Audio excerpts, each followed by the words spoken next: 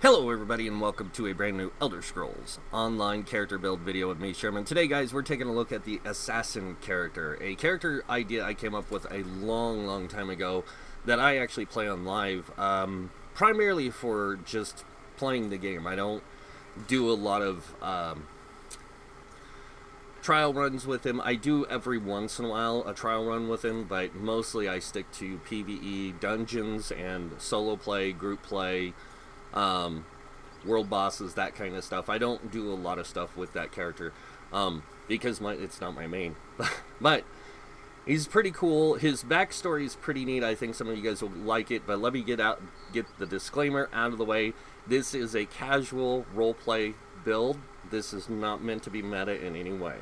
So let's get started. So the Assassin character's story basically has to deal a lot with the Thieves Guild, the Dark Brotherhood.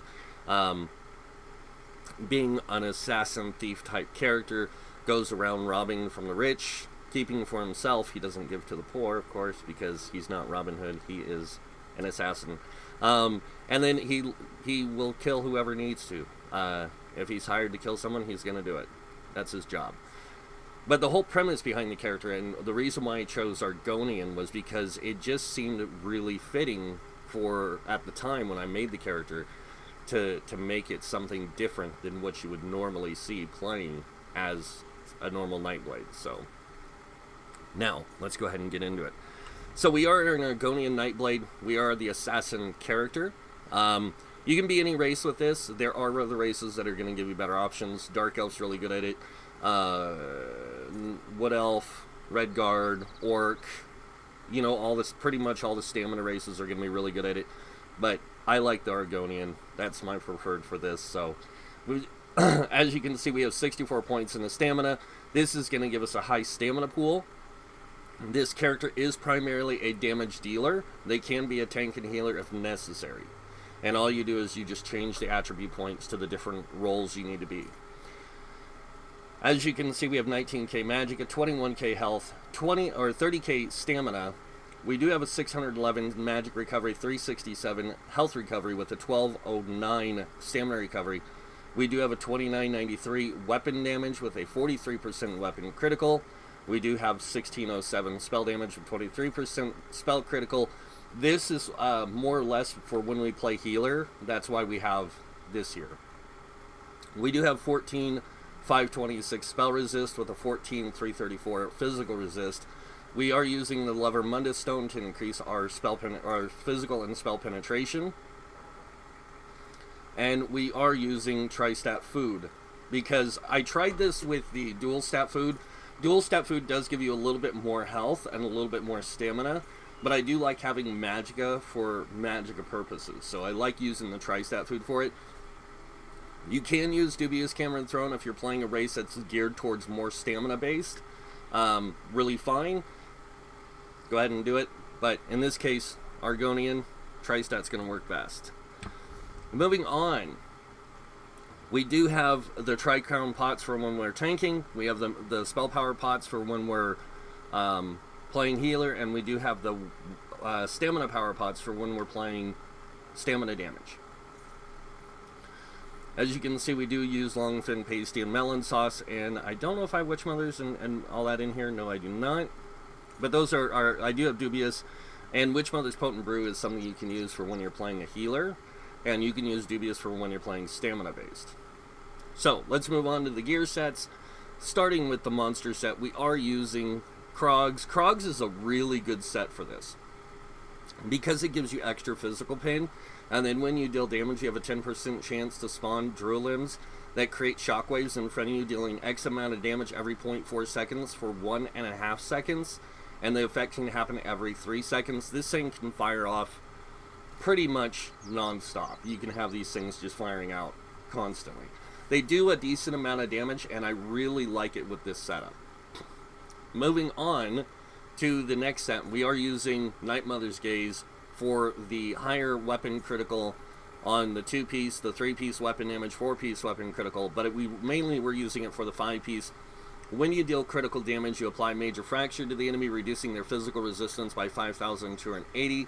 We use this in combination with Krogs, in combination with the monster set, and we can pretty much kill almost anything in the overland really fast because we have super high penetration. Most of the time we're overpinning on most of the mobs we fight. The next set we have is the Night Mother's Embrace. Now this drops in Deshawn, and as you can see, the 1-piece adds max stamina, the 2-piece or 3-piece adds weapon damage, the 4-piece adds stamina recovery, the 5-piece adds weapon damage, and then it has an extra 5-piece bonus which reduces the radius you can be detected while sneaking by 2 meters, reducing the cost of your sneak by 25%. This is mainly for when you're playing Assassin, Dark Brotherhood stuff, you're doing Thieves Guild stuff, you're stealing, that kind of stuff. That's why we use this. Is so it fits that persona of being an assassin type character. Now we're going to go over the traits and enchants on the gear. Starting with the helm, we do have a sturdy helm with a reinforced heavy chest, and the helm is medium, and the shoulders, it's a medium build, so. And then the legs are also sturdy. Now the reason I did the sturdy on the helm and legs is if you want to tank, you can use the sword and shield and you can tank just fine with this. So if you want to use invigorating, you can use invigorating as well. But always make sure you have a couple sturdy pieces so you can get a really decent block cost. Alright, on the big pieces, we are running tri-stats. This is going to give us that ability to hybridize. And on the smaller pieces, we are using Divines, all stamina enchants, to give us that maximized capability to focus on stamina mostly. Now, our belt is light, our chest is heavy, all other pieces are medium. So this is how we can play the 5 medium setup. Now moving on to the jewelry, we are using 2 Trirune enchants with weapon damage. And then on the necklace, we are using a Bloodthirsty with a stam recovery. Moving on to the weapons, we are using dual wield here. So the first weapon we have is infused with disease damage. The next one we're using is Nirnhoned with absorbed stamina. Now, you can use a poison damage here. I like using disease because it seems to fit the Nightblade class because it uses a lot of disease damage abilities. And then on the back bar, we are using an infused weapon damage, spell damage bow. This is to boost our ability with magic and stamina. So, alright, now that you guys have seen the gear and everything, if you want to tank with this, equip a sword and shield. If you want to do a healer with this, equip a Resto Staff. And you can do the Resto Staff with dual wield on the front bar, two-handed on the front bar, it doesn't matter. You can even do a bow, Resto Staff combination. It works out really well. And then if you want to play this character as a tank, I would suggest another bow with a sword and shield. Alright, moving on to the skills now. And you're going to see I have every class ability unlocked. I also have every passive in the class unlocked, and this is just so I can play different roles when necessary. So you guys can see. And then moving on to the way we have this set up, you primarily use dual wield, so those are going to be the skills you're going to want to unlock first. Dual wield skills and their passives. Pick the skills that best reflect your ability to play. Same thing with the bow. Pick the ones that are going to be best for you and that play style that you like to play. Now moving on to the armor, light armor. I always take these 3 passives in the light armor because this gives me a little bit of extra spell resist. This gives me cheaper spell cost and increased magic recovery. This also gives me reduced snare effects and reduces the cost of my sprint per piece of light armor. Medium armor, I do take all the passives. All of them play well into this. Medium armor or heavy armor, I do take the top 3 because of how they affect your character. Now moving on to world skills. Soul magic, we do take soul magic because we do use some of these abilities. I do like to use Shatter Souls sometimes on the back bar instead of my incapacitate because I just like it at ranged. It just does a lot of damage. Moving on to the Fighters Guild, we do have all the Fighters Guild abilities and passives unlocked again here as well, just like the Mages Guild. And the reason I unlocked Mages Guild, I'm going to point this out. I use Structured Entropy for when I tank, and I use Balance for when I tank. The reason I use Balance is because Balance gives me Major Ward and Major Resolve, and my class gives me a really decent version of Major Ward Resolve through Shadow Barrier, but it doesn't work that effectively when you're not using 5 pieces of heavy armor. So it works better if you're using heavy armor. So in this case, I'm going to use what's going to work best, and the Mage's Guild balance is going to be what's best for me. Even though I have to sacrifice health for Magicka to do it, I can do that still because I'm using the Structured Entropy, and this is going to give me a heal over time. And plus, I'm going to also be using my own class ability to heal myself, which I cast before I activate this, because both the heals are heals over time. So I'm going to cast Structured Entropy and that, and then I'm going to hit balance, so I can keep this up more effectively. Psijic Order, I do take all the class, or all the active abilities and ultimate, plus all the passives. Undaunted, we do take all the passives and abilities here, just because we never know. Like I said, you never know when anything is going to be useful. Overflowing Altar is the same as using Sanguine Altar. It's just that this one has when somebody activates the synergy, they get a higher heal from it, and I like that. And then I use Shadow Silk, I use Inner Rage, Spike Bone Shield, Mystic Orbs. It just depends on what I'm playing for different situations. And then I always get the passives here. Assault skill line, I take the passives or the abilities that reflect my ability to play PvE, and same thing with support. Now when it comes to racials, Argonian, it's not best for this, but it is really cool because it does give you the 6% healing done. It gives you the 1,000 max health and disease resistance plus disease immunity. And then you get this 1,000 extra max magicka, plus you get, whenever you use a potion, you restore 4,000 magicka, stamina, and health, no matter what type of potion you're using. So that's really good.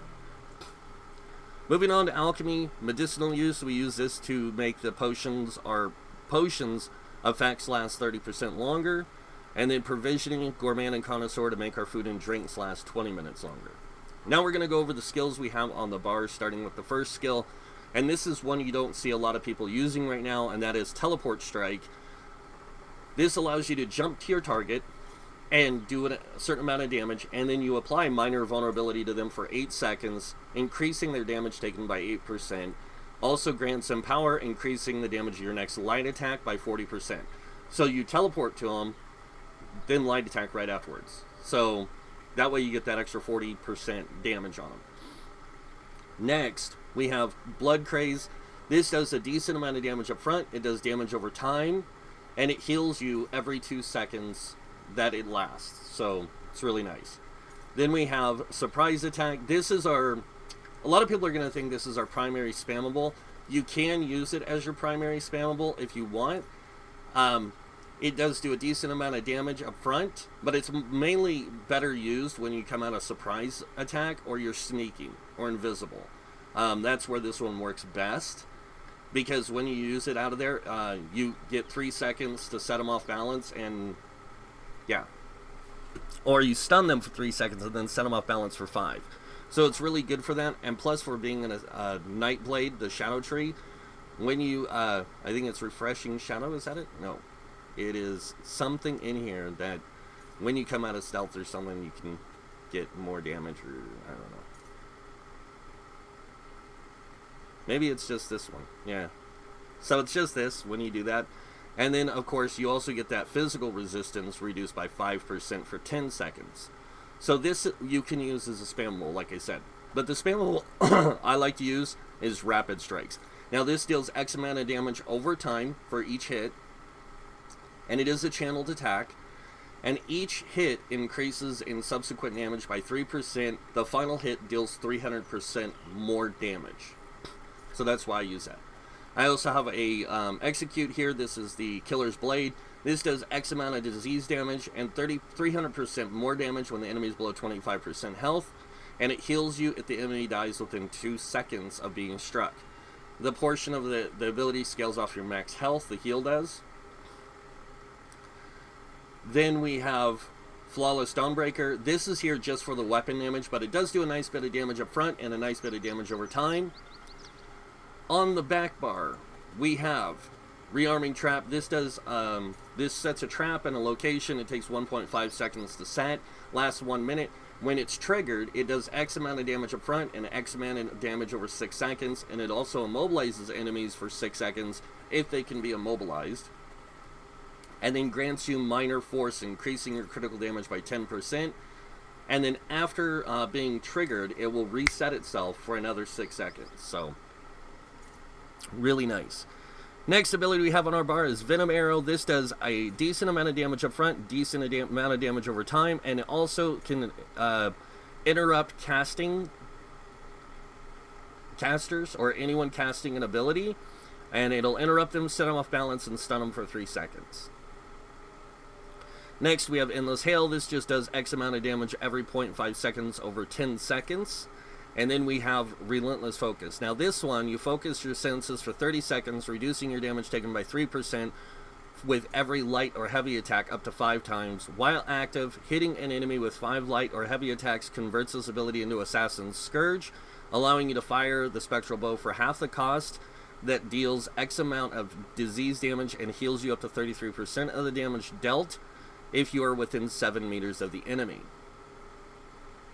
Then we have Leeching Strikes. This gives you X amount of health back and stamina back whenever you light or heavy attack. It gives you twice the amount when you heavy attack. And it also restores X amount of stamina when the effect ends based on the length of time that the Leeching Strikes was active. And then our last ability here is Incapacitating Strikes. Now we have this here because this is our main ultimate we're going to be using a lot. Anytime that you use this, it does X amount of disease damage to the enemy, and it takes causes them to take 20% more damage from your attacks for 6 seconds. If you cast it at a higher than 120 ultimate, the enemy is silenced for 3 seconds. And then while slotted, you gain Reeve, which restores 100 magic and stamina when you deal damage with a light or heavy attack on an opponent or on an enemy with a negative effect on them. So we pretty much keep Minor Defile on them all the time, so we constantly get this. Alright, now that you guys have seen the skills, let's go over CP really quick, starting with the red tree. We have 56 in Ironclad, reducing the damage taken by direct damage attacks by 20%, 20 into medium armor focus, increasing physical resistance by 1900 for wearing 5 pieces of medium armor, Increase spell shield, we have 18 points, which increases spell resistance by 1729. And then over here in the middle of the red trees, we have 31 of the thick skin, reducing your damage taken from damage over time effects by 13%. 40 in the hardy, reducing your damage taken from physical, poison, disease damage by 10%. And then 40 into elemental defender, reducing damage taken from flame, frost, shock, and magic damage by 10%. Moving on, we have 40 in the bastion, increasing the effectiveness of your damage shields by 16%. 19 into quick recovery, increasing your healing received by 5%. And then moving into the green tree, we have 40 into warlord, reducing your break free cost by 16%. 16 into sprinter, reducing your sprint cost by 10%. 16 into bashing focus, reducing your bash cost by 10%. And then moving on over here, we have 75 into mooncalf, which increases your stamina recovery by 14%. And we have 43 into tenacity, increasing the magic and stamina your fully charged heavy attacks to give you back by 10%. This is primarily for when you're playing tank or when you're playing a healer. This is for when you're playing stamina DPS. You can put in the Arcanist if you want, but it's really not necessary. Moving on, we have 40 in the tumbling, reducing your dodge roll cost by 16%. 40 in the Shadow Ward, reducing your block cost by 16%. And then moving on over here, we have 43 in the bless. This increases your healing done by 10%. And then over here we have 35 in a physical weapon expert. This increases light and heavy attacks and two-handed, one sword, shield, all stamina weapons and werewolf form by 20%. And then we have 40 in the master at arms. This increases direct damage done by 16%. Moving on over here, we have 56 in a mighty, increasing your physical, poison, disease damage done by 12%. 56 in a precise strikes, increasing critical damage and critical healing with stamina abilities by 20%. And then 20 into 40 into thaumaturge, increasing your damage done with damage over time effects by 16%. Alright, now that I've shown you guys that stuff, I'm going to show you some quick parses on the small dummy. I'm going to show you one, and then I'm going to go up to the big dummy over there and do that one. Now these are mainly to show you how effective the character can be in different situations. This is more for when you're fighting like an overland type enemy, like doing a quest or something, you're fighting a boss encounter, that's what this is for. This also represents more or less what you're going to face in most normal and veteran base game dungeons. So, just letting you know. And the amount of health or damage that you need to do on an enemy. So this is how this works. Alright, let's go ahead and get this started. We are going to use our potion first. Trap Beast.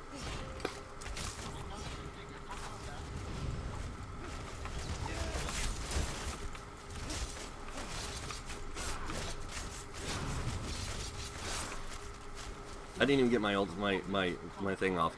And we did roughly 26,000 or 28,000 DPS. As you can see, we get 4,126 weapon damage with a 59% weapon critical. We do have 100% critical damage and 10,000 physical penetration. Our rapid strikes hit for an absurd amount most of the time, and our light attacks do too. And we didn't even get all of our abilities off. So now I'm going to go over to this one, and this time you guys will see more effectively how this thing can work with all of its abilities in action. So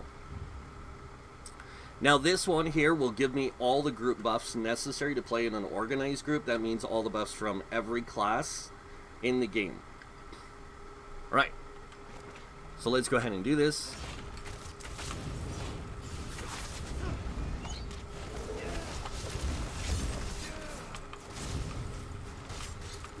One, two, three.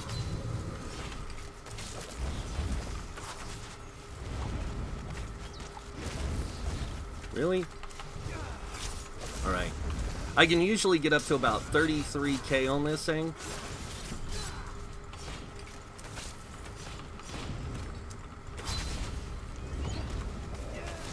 How do you do that?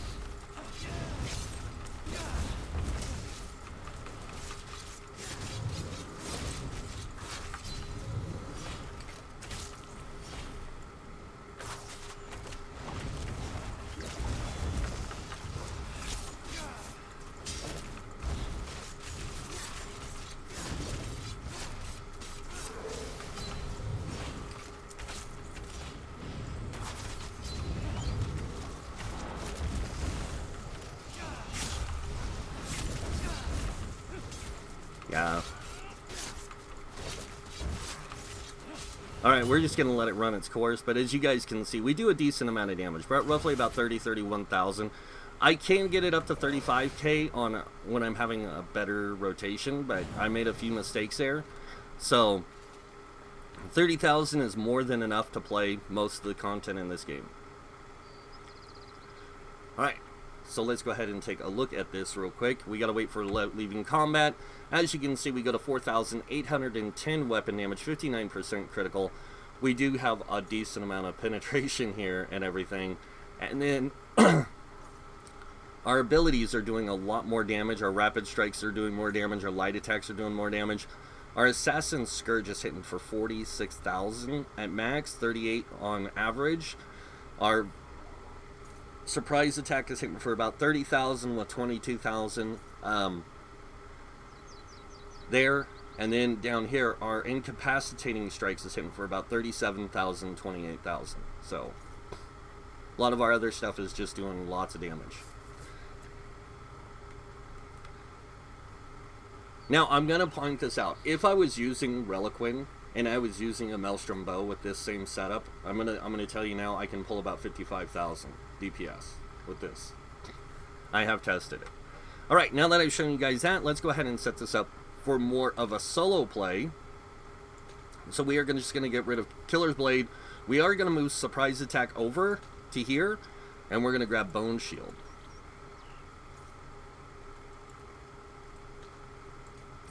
And then on the back bar, I'm not going to change anything. The reason I'm not changing, or I am going to change one thing, sorry. I am changing one thing on the back bar. We are going to get the Twisting Path. So this way, or actually let's go with the Dark Shades. We will keep them back here instead of that. That way we have another way of getting that applied. So now we're going to take a little trip over to my favorite dungeon. You guys know which one that is. That's Depths of Malatar.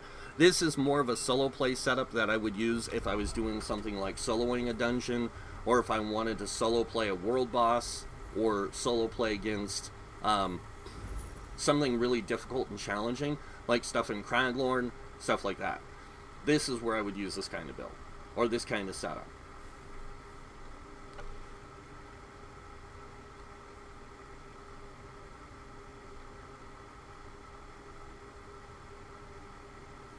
And since I'm not being a tank right now, the thing you have to understand about playing solo, you have to be a tank, a healer, and damage dealer. So you have to be able to self-sustain or self-play every role, because otherwise you're gonna die. So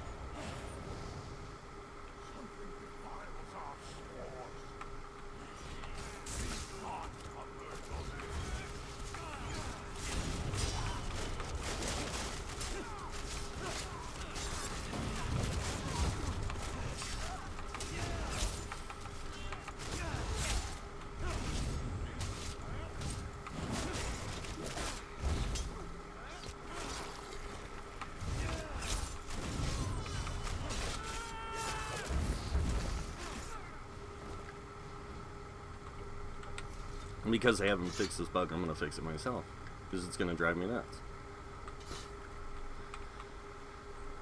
And I do use a sword and dagger combo. The reason why is because the sword gives me 3% damage output on physical damage and stuff, and then the dagger gives me an extra percentage in crit. So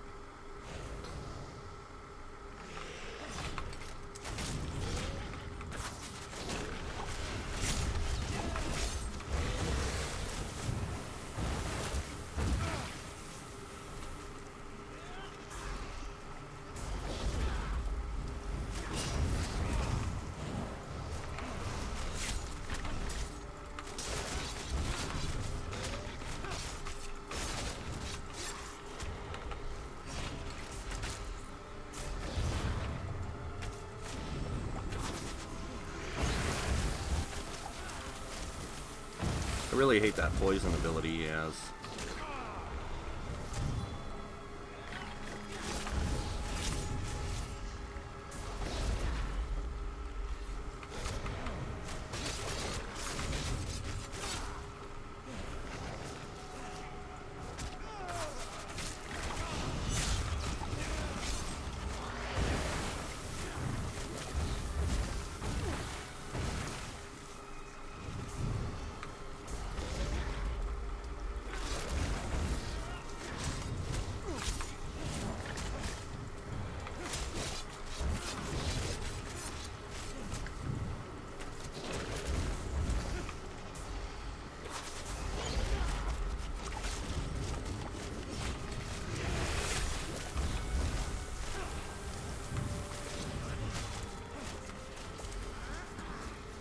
And he went into hiding. So we're going to go ahead and die.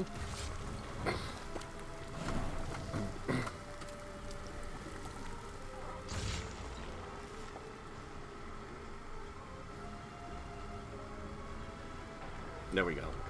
So you guys can see this build works out really well. It's a really fun build, and it's probably one of my favorite builds that I ever created on my own, because I've been playing this character like this, I don't know how long, since probably